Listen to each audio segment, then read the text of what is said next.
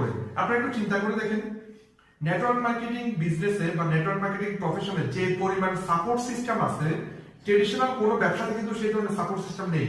Traditional ব্যবসা দেখেন, যার ব্যবসা সেই করতেছে, তাকে কেউ হেল্প করতেছে না, আরো প্রবলেম করতেছে, প্রবলেম ক্রিয়েট করতেছে, তার ব্যবসা যাতে ক্ষতি হয়, তার দোকানের পাশে সেম আরেকটা দোকান দিয়ে দিচ্ছে, কত ধরনের ঝুঁকি ঝামেলা মানে মেনটেন করে ট্রেডিশনাল ব্যবসায়ীরা ব্যবসা করে। আর নেটওয়ার্ক মার্কেটিং প্রফেশন আপনি দেখেন, সবাই কোঅপারেশন করে, সবাই আপনাকে সাপোর্ট দিচ্ছে, সবাই আপনাকে উৎসাহ দিচ্ছে, সবাই আপনাকে মোটিভেট করতেছে, কোম্পানি আপনাকে মোটিভেট করতেছে, আপনার আপলাইন আপনাকে মোটিভেট করতেছে, আপনার হেল্পার আপনাকে মোটিভেট করতেছে, সবাই মোটিভেট করতেছে।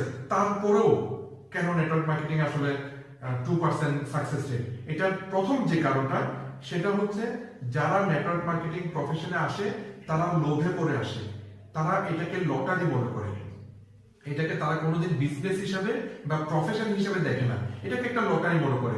20